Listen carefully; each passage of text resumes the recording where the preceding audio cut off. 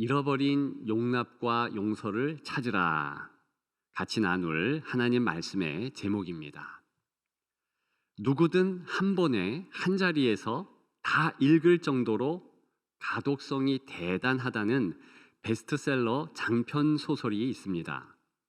분실물이 돌아왔습니다라는 소설인데요. 저도 한 번에 한 자리에서 다 읽었습니다. 그 책의 주인공은 하루하루를 그냥 살아가는 평범한 여성일 뿐입니다. 그런데 9살 때 잃어버린 필통을 27이 된 지금 찾게 됩니다. 그리고 15살 중학교 2학년 때 잃어버렸던 일기장을 또 찾게 됩니다. 연속해서 가방을 찾고요. 핸드폰도 찾게 됩니다. 그래서 분실물이 돌아왔습니다라는 제목을 갖게 된 것이지요. 사실 그 분실물들은 반드시 찾아야 할 물건들이었습니다. 그 물건들을 통하여 자신의 잘못되고 이상했던 그런 조그마한 생각과 행동들 고칠 그런 결심을 하게 됩니다. 그러면서 삶의 의미와 기쁨을 되찾을 수 있었기 때문에 그 물건들이 정말 주인공에게 필요했던 것이지요. 결과적으로는 잃어버린 자신을 찾게 됩니다. 그리고 그 자신감으로 인하여서 남의 목숨도 구하게 됩니다. 읽는 내내 마음이 흐뭇했습니다. 공모전에 도전하여 100번 떨어진 노력 끝에 드디어 빛을 본 작가라 더욱더 그 소설이 의미가 있었습니다. 오늘 본문을 보면 바로 그 소설이 떠오릅니다. 본문에도 반드시 찾아야 할 것들이 나오기 때문입니다. 물건은 아니지만 분실된 것이 분명합니다. 그리고 반드시 찾아야 될 것입니다. 그것들을 찾아야 성도의 기쁨을 찾습니다. 성도의 진정한 의미도 찾게 됩니다. 교회의 진정한 의미도 알게 됩니다. 그리고 결과적으로 교회는 새로워집니다. 무엇이겠습니까? 그것들은 바로 잃어버린 용납과 용서입니다. 오늘 본문을 통해서 몇 가지 마음에 새겨야 할, 생각할 것들이 있습니다. 첫째, 용납과 용서는 하나님의 성품이라는 것입니다. 우리는 용납, 어떤 번역본에 보니까 더 잘 이해하겠더라고요. 참는다, 인내한다, 그렇게 번역하였습니다. 적절한 번역입니다. 그와 같이 참는 것, 인내하며 누군가를 용납하는 일, 또한 더 나아가 용서하는 일이 도덕과 윤리로 생각합니다. 틀린 것입니다. 짝퉁입니다. 진품이 아닌 가품이에요. 오늘 본문은 아무리 여러분들이 마음을 다하여서 용납과 용서를 한다 해도 오늘 본문에 의거해서 무엇보다도 먼저 그것이 하나님의 성품이라는 것을 인정하고 그것을 알고 실천하지 않으면 잘못된 가품, 내 것 아닌 그 용서, 용납을 붙잡은 것이라는 것입니다. 진짜 우리가 되찾아야 할 것, 그것은요, 바로 하나님의 성품인 용서와 용납이라는 것입니다. 오늘 본문에도 13절에 주께서 너희를 용서하신 것 같이 너희도 그리하고 그랬습니다. 오늘 본문의 용납과 이 용서는 예수님이 일찍이 마태복음 18장에 제자들에게 말씀한 그 용납과 용서에 기초합니다. 베드로가 예수님에게 쏜살같이 뛰어옵니다. 주여, 제가 내게 잘못한 형제의 그 죄에 대하여서 7번쯤 용서하면 됩니까? 당시 문화에는 랍비에 의하면 3번쯤 용서하면 됐었습니다. 여러분들이 어떤 사안에 대하여서 연속적으로 3번 용서해 보신 경험이 있습니까? 그거 되게 힘듭니다. 어렵습니다. 그런 경험이 아마도 없을 거예요. 지금 이 베드로가 7번 용서하면 됩니까? 라는 말은 뭔가 칭찬을 기대할 수도 있고요. 그리고 자기 생각에 이 정도면 되지 않습니까? 내 윤리와 도덕이 이만큼 수준이 높으면 만족할 것 아닙니까? 그렇게 주님의 인정을 갈구했습니다. 저는 대답하시는 주님의 표정이 그려집니다. 아마도 인자한 표정을 지셨겠지요. 미소를 띠셨을 수도 있겠습니다. 우리 주님께서 아니 70번씩 7번 용서해야 된다. 그 뜻은 계속 용서하는 의미지요. 놀랬을 것입니다. 근데 우리는 방금 말씀드린 내용 때문에 이해할 수 있습니다. 하나님의 성품이라는 것이죠. 아담과 하와가 죄를 지었잖아요. 반드시 하지 말 것 단 한 가지, 그것을 범합니다. 너 절대 동산 중앙에 있는 선악을 알게 하는 나무의 실과는 따먹지 마라. 근데 그 허구 많은 열매와 과일 중에서 그걸 어떻게 합니까? 죄진 것을 알고 그리고 자기의 수치를 알아서 나뭇잎으로 옷을 한 채로, 그거 금방 부서지죠. 나무 뒤에 숨습니다. 그때 하나님 아버지께서 찾아가십니다. 죄를 지은 아담과 하와를 어떻게 합니까? 그 나뭇가지, 그거 말라 비틀어진 거, 그 대용으로 가죽 옷을 입혀 그렇게 살게 합니다. 우리가 알다시피 바로 그것은 이제 인생의 죄와 허물을 덮기 위하여서 주님의 희생, 주 예수 그리스도의 피보혈을 의미하잖아요. 죽게 될 것을 복선으로 알려주는 그런 내용 아니겠습니까? 바로 그것이 우리 하나님 아버지의 우리를 향한 절절한 사랑, 엄청난 용서라는 것이지요. 그것을 깨달은 자가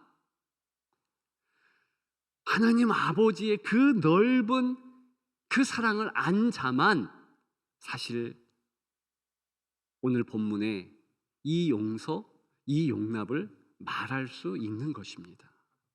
절대 도덕이 아니에요. 절대 윤리적인 내용이 아닙니다. 이를 악물고 내가 해야지. 물론 그것도 멋있습니다만 오늘 본문의 용납과 용서는 아니더라. 기억하는 여러분들 되시기를 축복합니다. 두 번째지요. 교회는 용납과 용서의 공동체라는 것입니다. 오늘 본문 13절에 보면 그냥 용납, 그냥 용서 그렇게 말하지 않습니다. 서로 용서, 피차 서로 용납, 피차 용서. 즉 나만 용서하는 것이 아니다. 나만 용납하는 것이 아니다. 모두 그렇게 하는 것이다라고 말하면서 교회를 전제로 해 명령하고 있다는 것입니다. 교회는 어떤 곳입니까? 용서 공동체예요. 용납 공동체입니다. 혹자는 이런 말들을 합니다. 성도들도 그런 말을 해요. 너무 용서를 남발하니까 교회에 공의, 정의가 희석되면 낮아지는 거 아닌가? 여러분, 절대로 그렇지 않습니다. 교회야말로 반드시 용서와 용납을 명령으로 여기며 그것 실천하는 것이 수준 높은 공의를 이룬다는 것입니다. 도대체 이 사회 어디에 용서를 배울 수 있는 그런 기관, 그런 공동체가 있겠습니까? 절대 없습니다. 하나님께서 우리에게 주신 공동체 두 가지, 가정과 교회가 바로 용서와 용납의 훈련의 장소라는 겁니다. 오늘 본문의 골로새서는 반드시 같이 읽어야 할 성경이 있지요. 그게 바로 빌레몬서입니다. 둘 다 같은 시기 감옥에서 쓴 그런 성경입니다. 한 장밖에 되지 않은 빌레몬서. 그러나 굉장히 골로새서 오늘 본문과 연관해서 중요합니다. 빌레몬서의 이 빌레몬은요, 사람 이름이잖아요. 주인 이름입니다. 그리스도인이에요. 어떤 경험을 합니까? 자기 종, 자기 노예 오네시모라는 이가 큰 손해를 끼치고 도망갔습니다. 당시 문화로는 쫓아가서 죽여도 괜찮아요. 어떻게 해도 괜찮습니다. 근데 어찌어찌 해서 지금 감옥의 사도 바울을 오네시모가 만나게 됩니다. 회심했고요, 예수 그리스도를 구주로 영접한 그리스도인이 됩니다. 사도 바울이 바로 그 오네시모를 용서하라라며 빌레몬에게 편지한 것이 빌레몬서예요. 용서했을까요? 안 했을까요? 사실 성경은 답하지 않습니다. 그러나 성경학자들은 이 빌레몬서가 중요한 성서로 인정받은 것은 빌레몬이 용서했고 그를 받아줬기 때문이다라고 보는 것이 정설입니다. 저도 그렇게 봅니다. 즉 용서하라, 이것은요 윤리 도덕으로 주 예수 그리스도께서 말하고 사도 바울이 오늘 본문에서 거론하는 것이 절대 아니라는 겁니다. 이건 명령이에요. 교회는 용서 공동체기에 어떤 누구라 할지라도, 내 노예라 할지라도 빌레몬, 당신은 용서하고 교회 성도로 오네시모를 받아야 된다, 이걸 강조하는 것입니다. 여러분, 그런데 그 훈련을 하는 교회마저도 용서하기가 쉽지 않습니다. 교회는요, 특별히 현대교회는 가만히만 있어도 부흥된대요. 그 뜻은 서로 싸우지만 않고 화해만 하고 있어도 형제 자매들이 모여온다는 것입니다. 우리를 돌아보십시다. 혹시 우리 교회가 화해하지 못하고 용서하지 못하는 그런 모습이 있다면 반드시 바꾸어야 할 것입니다. 이번 참에 하나님의 은혜 안에 철저하게 잠기고 무엇보다도 용서하고 용납하기를 기도하고 소원해야 할 것입니다. 좀 전에 베드로 이야기를 했지요. 이 베드로가요, 자신의 서신 베드로전서 2장 23절부터 25절까지의 말씀 안에 얼만큼 이 용서에 대해서 강조하고 본인도 그렇게 행동했는지 우리 같이 읽었으면 좋겠습니다. 베드로전서 2장 23절입니다.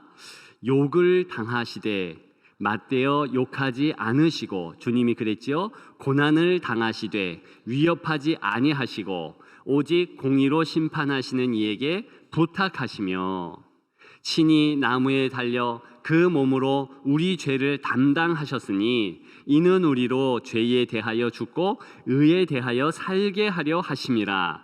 그가 채찍에 맞음으로 너희는 나음을 얻었나니 너희가 전에는 양과 같이 길을 잃었더니 이제는 너희 영혼의 목자와 감독 되신 이에게 돌아왔느니라. 아멘. 이것이 주님께서 우리에게 보여주신 모범입니다. 우리는 그냥 교회 다니는 이가 아니고 그리스도인입니다. 초대교회 성도들은 자기를 소개할 때 나는 그 길을 따르는 자다, 이렇게 소개했습니다. 그 길은 The Way, 예수 그리스도를 의미합니다. 나 예수님을 따르는 자거든. 그렇게 고백하는 오늘날의 성도들, 저와 여러분들 아닙니까? 그렇다면 베드로 처음에는 몰랐지만 나 7번쯤 용서하면 되지요. 진정한 주님의 말씀의 뜻을 알게 됩니다. 70번씩 7번 계속 용서하는 예수 그리스도의 몸, 교회 공동체. 그 일원이 되어서 나도 주님처럼 용서하리라 하며 용서의 화신으로 그렇게 살아냈더라는 것이죠. 그리스도를 따르는 것은 구체적으로 바로 그 모습을 갖는 것입니다. 그런 여러분들 되시기를 주님의 이름으로 축복합니다. 마지막 세 번째, 용납과 용서는 성령 충만이 핵심이라는 것입니다. 오늘 골로새서 3장 1절에 보게 되면 이런 말씀이 있습니다. 위의 것을 찾으라. 2절은요, 땅의 것을 생각하지 말라. 위의 것을 왜 찾으라 그렇게 말했냐면, 예수 그리스도께서 이제 하나님 보좌 우편에 저 높은 위에 좌정하시고 우리를 위해서 중보하시면서 계시기 때문입니다. 그래서 그분의 성품을 생각하고 우리 또한 그 나라의 주인공이라는 것을 기억하라는 것입니다. 자, 그렇다면 용납과 용서가 먼저입니까? 성령 충만이 먼저입니까? 오늘 14절에는 이 모든 것 위에 사랑을 더하라 그랬습니다. 자, 사랑이 먼저입니까? 용납과 용서가 먼저입니까? 사실은요, 순서 문제 되지 않아요. 사실 전체 성경의 맥락, 골로새서 전체의 맥락을 따지자면 당연히 사랑이 먼저죠. 성령 충만이 먼저죠. 왜 그렇습니까? 이 용납과 용서는 하나님 성품이라니까요. 성령 충만 받으면 그게 자연스럽게 되는 수준이 이루어집니다. 이게 도덕과 윤리로 나아가면 그거 가품이라니까요. 짝퉁이라니까요. 안 된다니까요. 그럼에도 불구하고 오늘 본문은요, 그 순서 중요하지 않다. 오히려 어느 때는 용납과 용서 먼저 하라, 이렇게 강조하는 겁니다. 어느 공간에서, 어느 장소에서. 교회는 그렇게 해야 된다는 거예요. 가정에서는 그렇게 해야 된다는 것입니다. 이 두 기관에는 반드시 성령 충만 안 받고 사랑 없어도 그 실천적 행동해야 한다는 것입니다. 왜요? 그런 공간이니까. 그 다음에는요, 이게 중요해요. 그 다음에 뭐라 그래요? 모든 것 위에 사랑 더하라. 이 얘기는요, 성령 충만 받기를 힘쓰라, 그 말과 동일해요. 왜 그럴까요? 먼저 용납하고 용서, 그거 이를 악물면서 도덕과 윤리로 했다면 거기서 끝내고 내가 잘했네. 그래, 위로가 있을 거야. 그게 아니고요. 반드시 성령 충만 받을 것을 소망하라고, 또 그 위에 사랑을 더하라. 이게요, 사랑을 위하여서 간절히 기도하고 하나님의 성품을 내 것으로 삼을 수준 되라는 거예요. 이게 존재가 변하는 것이지 내 윤리 도덕이 되라, 이게 아니죠. 보세요. 10절이라고 오늘 본문에 보면 새 사람을 입었으니 그랬습니다. 새롭게 되었다. 이게 존재가 변했다는 겁니다. 땅의 사람이 아니라 이제 하늘의 사람이 되고, 나는 죽고 예수로 사는 사람, 그렇게 존재가 완전 변한 그런 유의 새로운 인간이 되었다는 것입니다. 그렇기 때문에 순서 괜찮습니다. 다만 용서했고 용납했다면 그것이 나의 의로 보고 그래, 대단해, 쓰담쓰담, 끝, 이게 아니고 더 그것 때문에 하나님 앞에 와서 주여 진정한 사랑을 이루도록, 이거 사랑 때문에 행동하도록. 사랑하면 당연히 용납하고 용서되거든요. 근데 용납하고 용서한다고 해서 반드시 사랑은 아니에요. 그럼 고린도 13장에 보면 사랑은 오래 참고, 사랑하면 오래 참을 수 있습니다. 그런데 오래 참는다고 반드시 사랑하는 것은 아니에요. 이해가 되시죠? 믿으면 아멘. 예, 제가 서두에 설명한, 또 소개한 그 책에는요, 여러분도 한 번쯤 들어봤을 만한 인상 깊은 말이 있습니다. 자, 다 지나가더라. 내가 있는 곳이 동굴인 줄 알았는데 지나보니 터널이었어. 정말로 언젠가 다 지나가. 자기가 중학교 때, 더 일찍이는 초등학교 때 너무 힘들고 어려운 이유가 있었습니다. 고등학교 때는 인생에서 싹 지우고 싶은 그런 엄청난 어려움이 있었어요. 근데 27살 된 지금 보니까 다 지나간 거예요. 절망이었는데 다 지나간 거예요. 동굴로 막혀서 이제 그 시간만 계속될 줄 알았는데 본이 지나갔더라는 깨달음입니다. 다 지나가네. 내 지금도 곧 지나가겠네. 여러분, 이것도 인생의 지혜의 모습 아닙니까? 근데요, 우리는 똑같은 이것을 깨달아도 확실한 다른 이유 때문에 깨달아야 합니다. 그게 뭡니까? 주 예수 그리스도께서 나와 동행하심으로. 그리스도인은 오늘 본문을 기록한 사도 바울, 베드로, 처음부터 자기의 정체성을 정확하게 짚었습니다. 나 예수를 따르는 자야. 예수님이 The way, 길이라고 하셨는데, 나를 따르라 라고 말씀하셨는데, 나 예수 그리스도를 따르는 자야. 그 길 안에 있는 자야. 그게 사도행전에 도를 따른다, 이런 의미입니다. 그렇게 초기 초대교회의 성도들만 그런 자기 정체성을 갖습니까? 우리도 그렇습니다. 우리가 예수를 따르는 자들이에요. 그 이야기는 내 인생 전체 주님이 함께 하신다. 주님이 함께 하심으로 내 눈에는 동굴 같은 절망이 보이지만 그건 터널이라는 거죠.